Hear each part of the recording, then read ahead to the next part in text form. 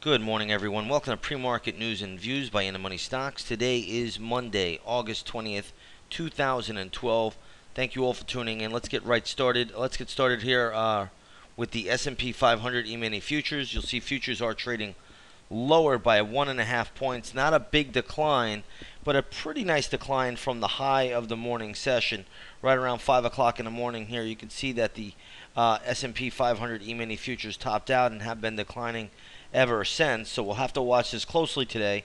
It is a Monday. Mondays usually have a little bit of a tendency to be lighter, much lighter volume. However, the futures have come in a little bit.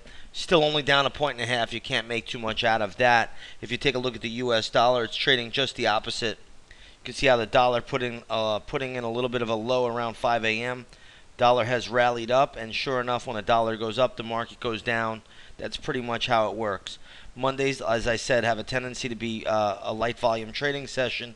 So you have to watch that dollar really once the opening bell rings. If the dollar starts to pull back or sell off a little bit after 9:30 in the morning, then the markets will stay buoyant and probably catch a little bit of a bid.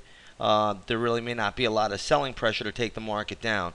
Now, there's a lot of economic news out there, especially regarding Europe.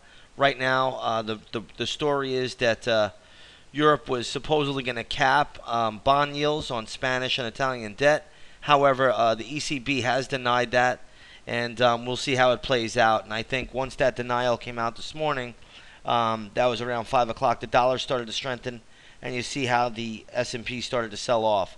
So it looks like there's no real plan out there from the European Central Bank, at least not as of this moment. But it looks like they're not going to cap bond yields right now. But that could be something down the road or something of that nature. So we'll have to see how this market plays out and what the news is out of Europe. But it's becoming a circus now, and I think that's what we just have to watch and see how it all plays out going forward. All right, a couple of other things to go over quickly. One is gold. Gold is down about $3 as the U.S. dollar index moves higher, gold moves lower. Spot gold is down $3 to 16.16 an ounce. If you take a look at the GLD this morning, you'll see the GLD trading right around 156.59. It closed at 156.72 on Friday, so just a slight little move lower, not a big deal. Same as gold itself. Spot gold really not down all that much. This morning, oil is trading higher by just looks like 3 or 4 cents. Right to around 96.05 a barrel. We take a look at the USO.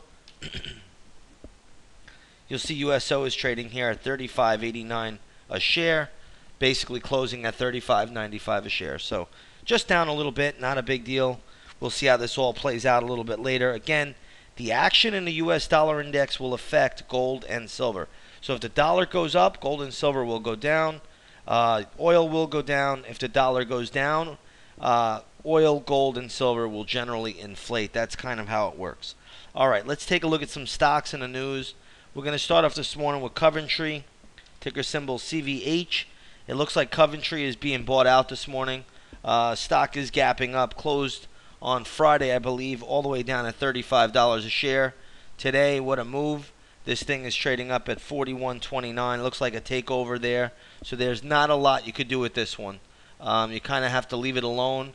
But it looks like that is a takeover, and we'll just see how this market plays out. There's no trade here at all. If you own Coventry, they're getting bought out by Aetna.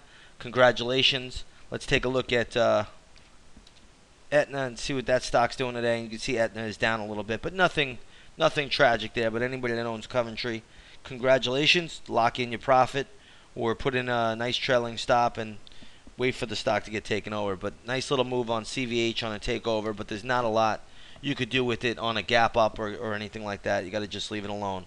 Let's take a look at Lowe's Corp. Everybody knows this one. LOW is the ticker symbol. Stock is getting hit pretty sharply. Closed right around 28 bucks a share on, I believe it was 27.87 on Friday. Earnings came out this morning. Gap down all the way down to the daily chart double bottom. And this is a significant level down here. If this stock happens to break below this low around 24.75, this is the level you're going to watch for. You'll have support at 23.58, and then at 21.70. It is a strong gap down, so there is a fair possibility that that can happen. Watch 23.58 for support, 21.70. After that, though, it's all the way down to $18 a share. So again, those are your three support levels. I think all three can see intraday bounces, so we'll see how that plays out. Let's take a look at ZAGG. This is ZAG Inc. Again, this stock closed at $8.42. It's trading down at $7.89. It's not a high volume name, but there's not a lot you could do with it. I think the stock will have some pretty decent support around $6 if it does trade down there. But other than that, I would leave it alone. I wouldn't do much here. I know it's trying to battle and get a little bit of a bid, but there's not a lot you could do, especially with a light volume name like this going forward. Now there are some other stocks out there in the market today that are moving, but there's no major moves. So one stock I'm looking at this morning that's doing pretty well is Las Vegas Sands. I don't know if there's a lot more upside left in this one, so I'd be careful. Around the $43 area, maybe $44.